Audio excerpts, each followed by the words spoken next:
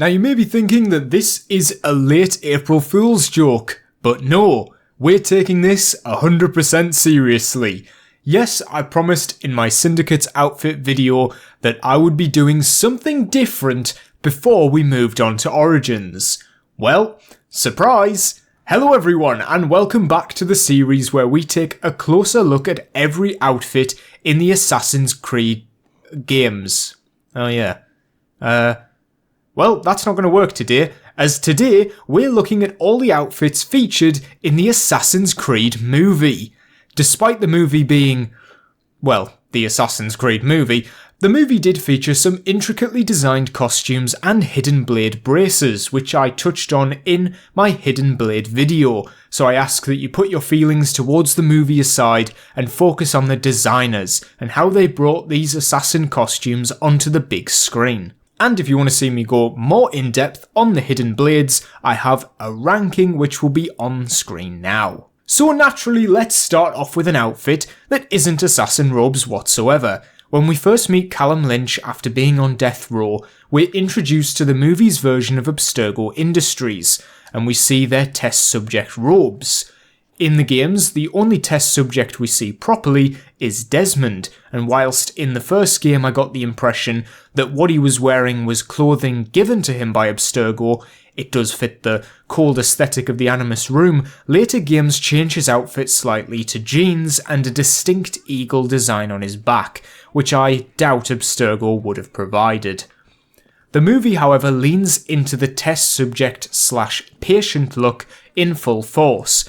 Cal wears a simple hospital gown mixed with a prison uniform looking design. It keeps the cold aesthetic intact and removes any personality from these captured assassins. I think this is an area where the film succeeds, making the test subjects feel even more like guinea pigs. Desmond was allowed to wear comfy clothes, but these look a lot more uncomfortable and restrictive, to the point where Cal has to take it off when he goes into the Animus, resorting to a simple t-shirt. I hope that if we ever see Abstergo Industries again in the games, then I hope they adapt this design, as it adds to what the games were going for, to the point where I presumed the test subjects in the game did wear uniforms like this, but after looking at the AC multiplayer, it seems like they're just wearing normal clothes like Desmond as well. Now, I want to give a shout out to a deleted scene from the movie, and this isn't the last time we'll be doing this. In the movie, we're introduced to Cal on death row, but in a deleted scene, we find him in a precinct being arrested, and in this is our only glimpse at Callum Lynch in casual clothing, and of course, they gave him a white hoodie, and although we never see him with the hood up, this is a nice nod to Desmond, and I wish it was included in the final film, because on a separate note, the deleted scene adds much needed character development for Cal, and it's a stronger introduction than what we got in the final cut. Honestly, why do we need to see him riding a bike as a kid? This never comes into play later. Once in the Animus, we're introduced to Aguilar de Nehra, or Michael Fassbender with questionably darkened skin. Now, I've ripped into this outfit in the past for being simple or boring, however, it does have a lot more going on once you look at the finer details. The obvious joke is that it has the texturing of a potato sack, and yeah, that's a criticism I share with it too. Not having the white and red is something that takes away from the iconography of the series, and also, due to the intense orange filter used during the sequences in Spain, the suit is often heavily covered in shadow and it makes the finer details harder to see. Now, looking at behind the scenes photos shows a lot more colour and detail was on the outfit originally. A surprise to me is the amount of blue and red that's present on the suit, which the colour grading has totally obstructed. The waist sash is a bright red colour that breaks up the design well and looks great, but unfortunately it's only in the ungraded stills that we can see this, as the final film has the belt looking a sort of muddy brown. Also, this might just be me, but I've always thought this outfit took some inspiration from the native outfit from Rogue. I know it's an incredibly deep cut, but considering the cameos we have in the other deleted scenes, it's clear that people on the production team loved these games, and I wouldn't be surprised if the native outfit and specifically the material and weaving provided some inspiration for Aguilar's shoulder pieces, or at least the same style of design used from those times. It's impressive how the assassin silhouette is conveyed here without looking goofy, especially the hood.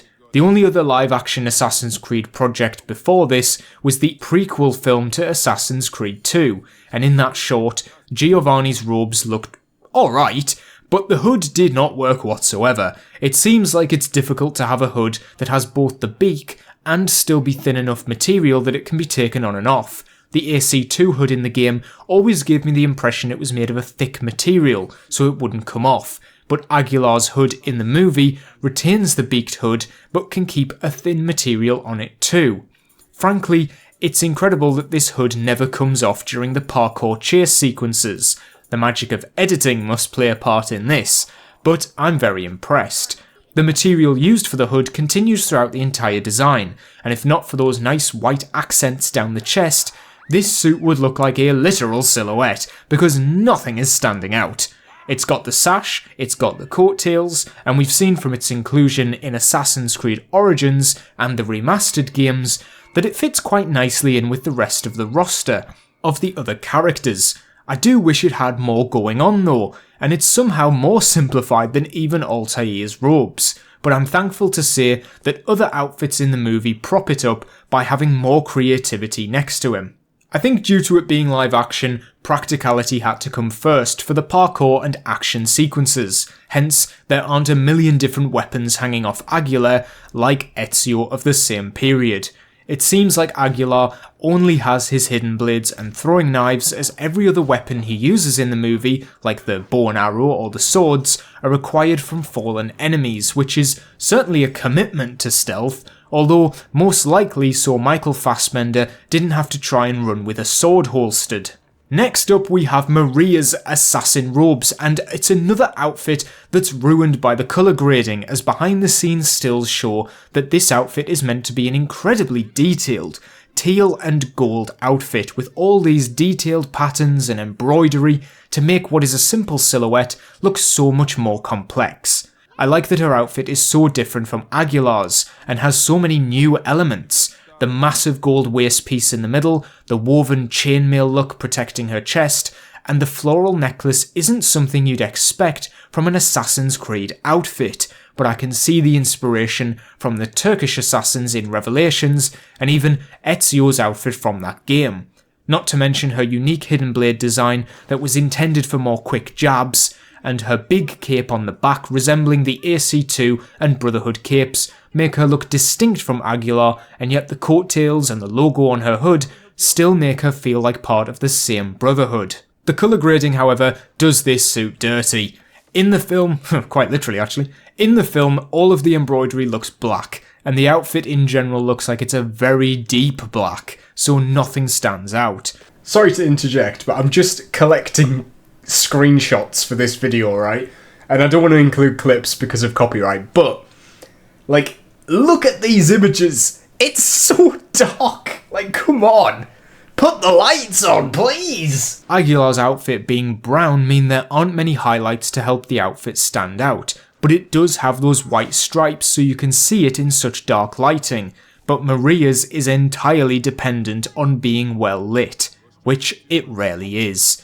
Honestly, I think I prefer this outfit to Aguilar's. It's got so much more detail and carries over the best of its elements too.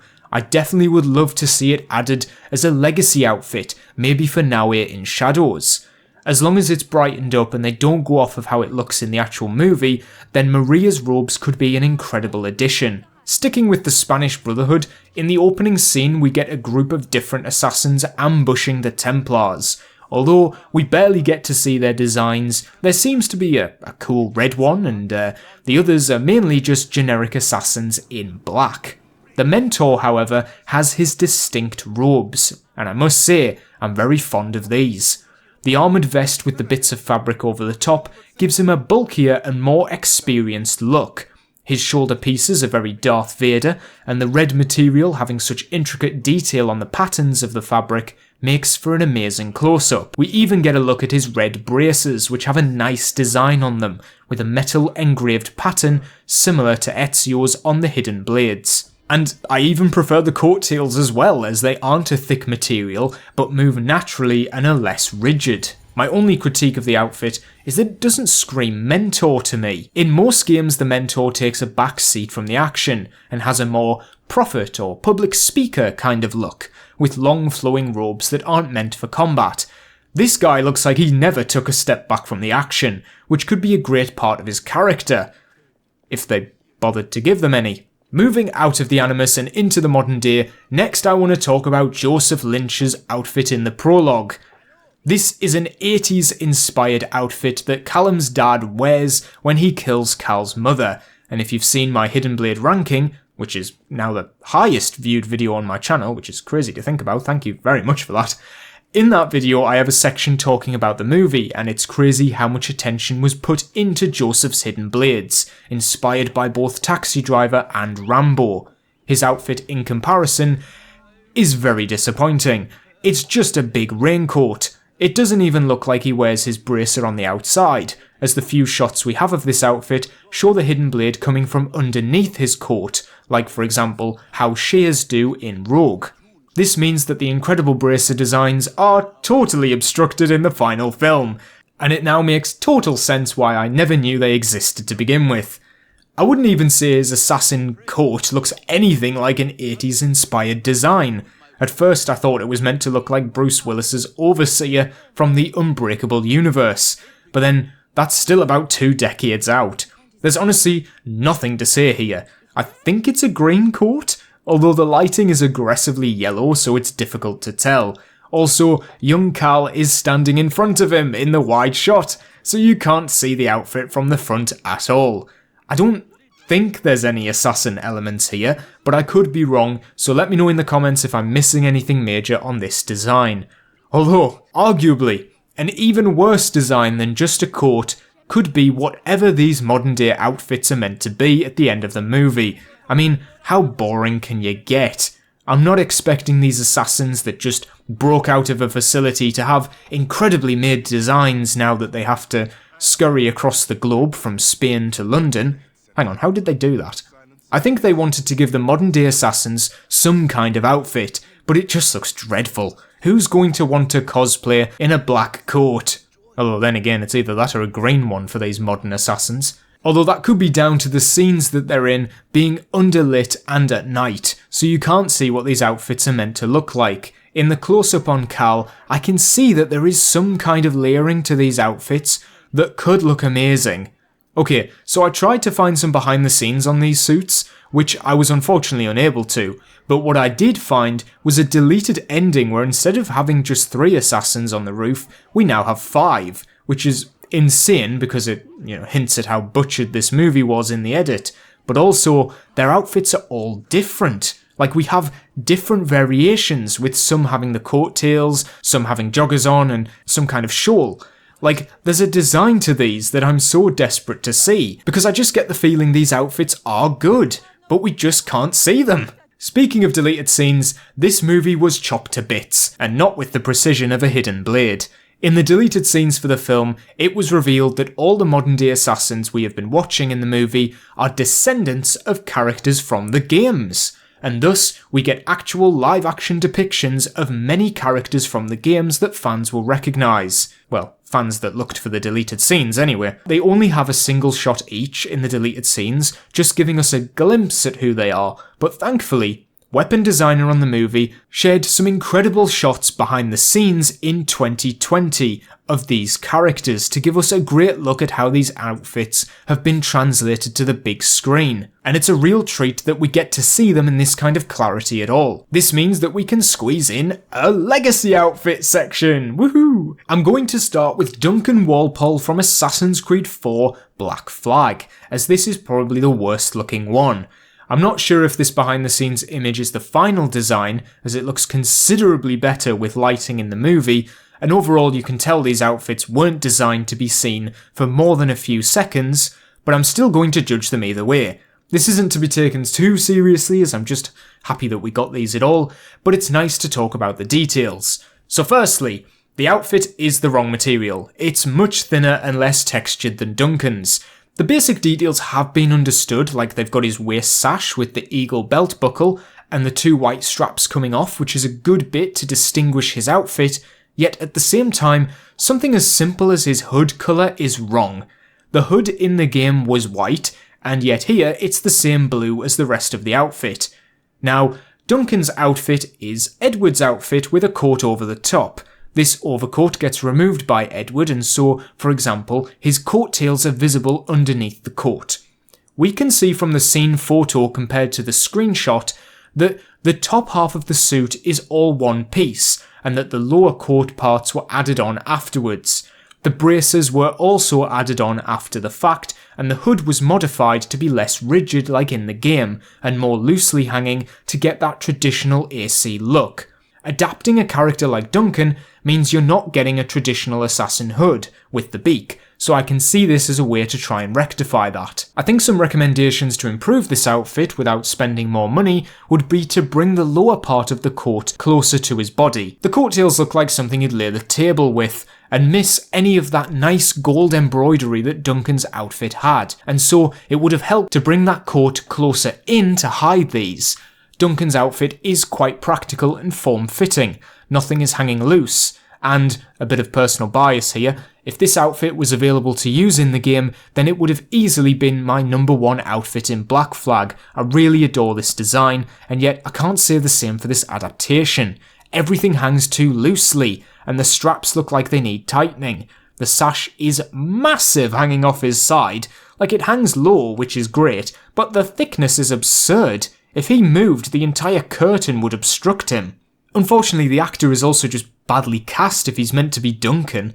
The other characters look like their in-game counterparts, but this guy is just way too young, and his NPC body language in the outfit just tells me they didn't do a good job directing him in this scene, which can also diminish the impact of this outfit. Bit of a letdown, but again, it's only for one shot and it does enough to make fans recognise who he's meant to be. Next up is Baptiste from Assassin's Creed 3 Liberation, and if you can't remember who this guy is, he's an assassin from the New Orleans Brotherhood, who disagreed with their ways and started his own rebel faction, later signing an agreement with the Templars. So it's the typical assassin traitor kind of storyline.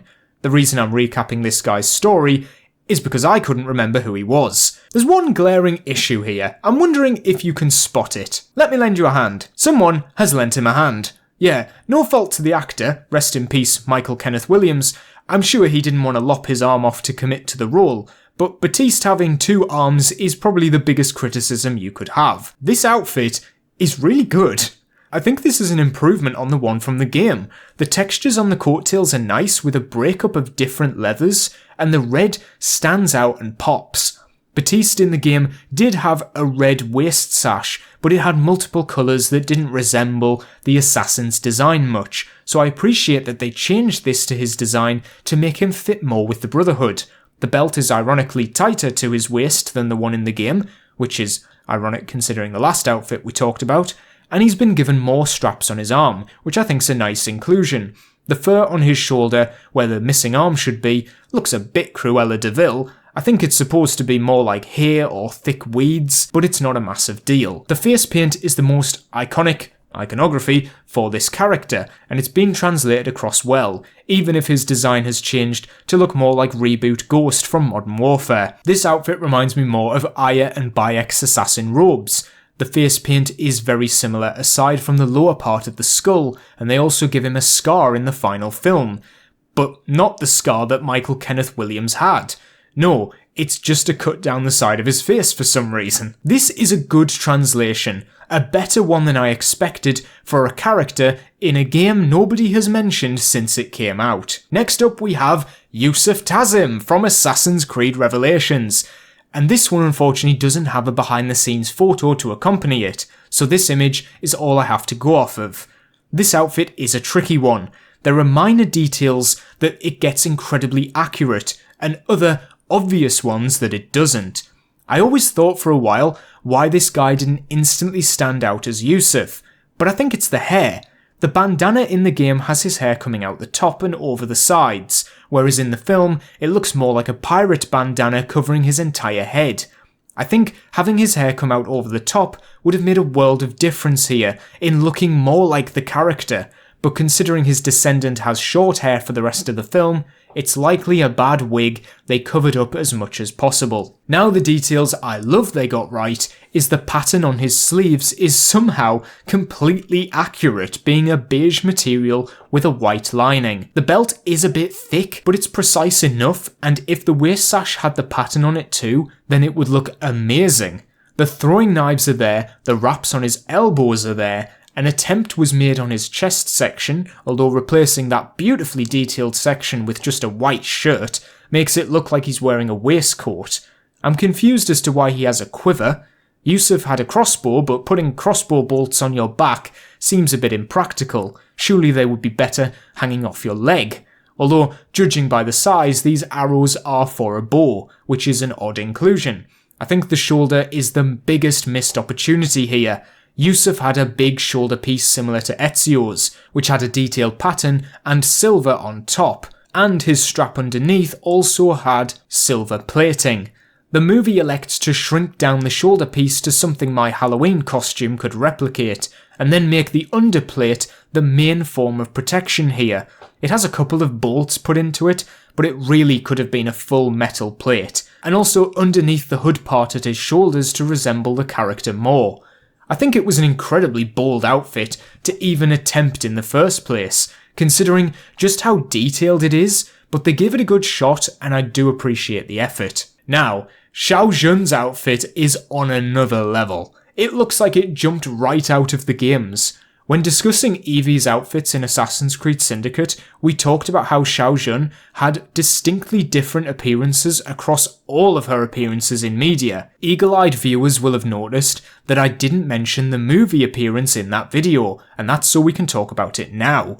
This design is the closest to Shao Jun's appearance in AC Chronicles China, which would have been her most recent appearance when this film came out, although her outfit in Syndicate, which it doesn't bear much resemblance to, was also available for reference. Shao Jun's outfit in Chronicles China is the only version to have a gold pattern on top of the black robes, and as you can see, that is very much the case with the movie outfit. However, something unique to the movie is having black sleeves. Shao Jun has always had either white sleeves or rolled up sleeves in her appearances, so this is a bit of a departure, which was probably just to keep the same material across the outfit. But aside from that, the translation is scarily good. This outfit is one-to-one with her appearances in the series. You can see the behind-the-scenes photos that they struggled to get the plates of armour to fit on her arms properly, but in the final film, it's perfect. I have nothing to critique. Although the coattails still look odd from the back, I'm not too worried as we don't see these in the final film. Well, I mean, we don't see it at all in the final film, but not even in the deleted scene. I even prefer that they didn't attempt to give her the purple and blue straps that became somehow part of her design. Replacing them with a segmented plated strap looks so much better, and I love how it fits the rest of the outfit's design. Not to mention, this is the only assassin that has some traits carried across to their descendant. In the film's final act, Shao Jun's descendant chooses the rope dart as her weapon of choice, and even gets the hidden blade boot in the final fight. In fact, despite these cameos not being in the film, there are still hints to it, as the characters all gear up for the final fight. We see them choose the weapons that their ancestors are holding in those cameos, which is a nice touch that also showcases the bleeding effect working on all of them. See, the film does have some good moments. In the film's conclusion, we see the Animus break, and all of Cal's ancestors surround him in a circle. Now, there's one here that looks kinda like the Prowler outfit from Unity, with the buttons and the big shoulder piece, but an even more recognisable outfit from Unity is visible. Pause. Okay, so there's a scene when Cal comes out of the Animus for the first time, and Sophia is trying to explain how Abstergo found him, and they're going through Cal's family history on the wall, and we get a proper look at this Prowler-looking design. This is an assassin from Louisiana in 1861, which puts it around the time of Syndicate. This assassin is later seen in the ending with Michael Fassbender fully kitted up as him, and yeah, it's a really cool look.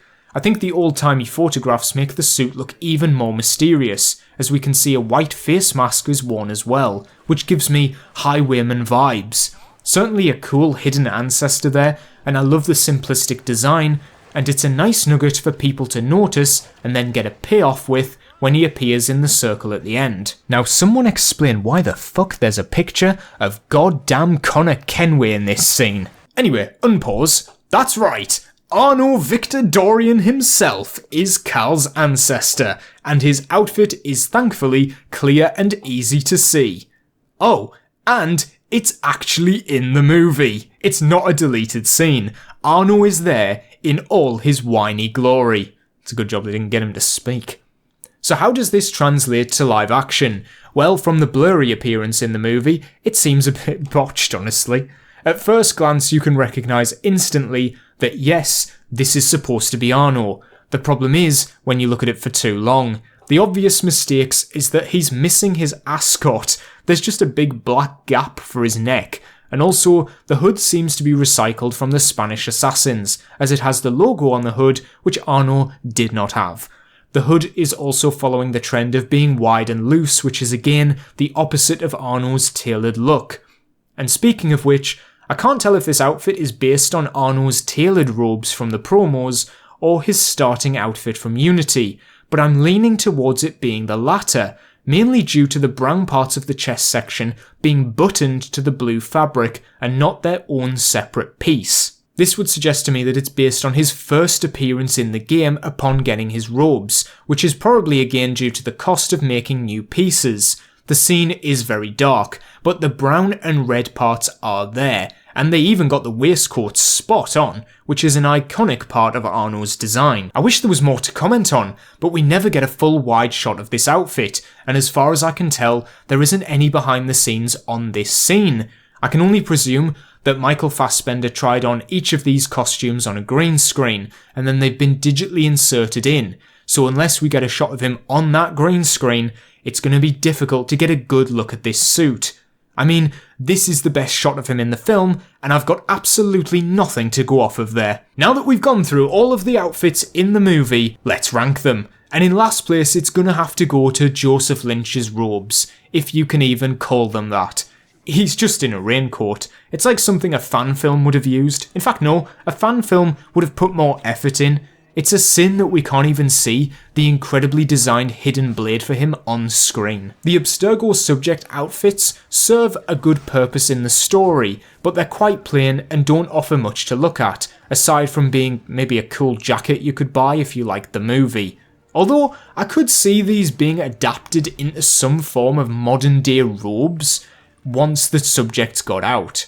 Duncan Walpole's outfit is inaccurate and just kinda cheap looking. I reckon for £200 I could make a better looking costume on Amazon. That said, some of the time the accuracy on the costume is good, but it's just not close enough to resemble Duncan. Why they chose to make this guy's descendant Duncan, I have no idea.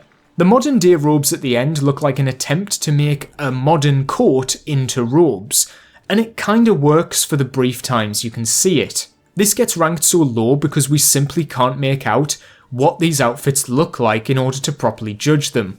I will say though, the fact that they all have their unique designs is a nice standout. Next up are the generic Spanish assassin robes. I like the black with the gold lining on their hoods. Yes, they're simple, but at least they fit in well with the other designs. And the red one is again very cool. Yusuf Tazim looks alright. It's not a bad design from what we can see, even if it resembles more of a generic Turkish assassin than the Yusuf Tazim. Some of it's translated across well, but again like Duncan's, I just don't think they had the time or budget to really deliver on such a fantastic outfit in Revelations. Baptiste has a nice translation across from his AC3 Liberation counterpart, with some much appreciated updates to the design and a sick portrayal to elevate this outfit. It's a case where I think the movie improves on the original design, and it's a real shame he didn't make it into the final film, as there remains a scene where Musa refers to himself as Baptiste, like in the modern day,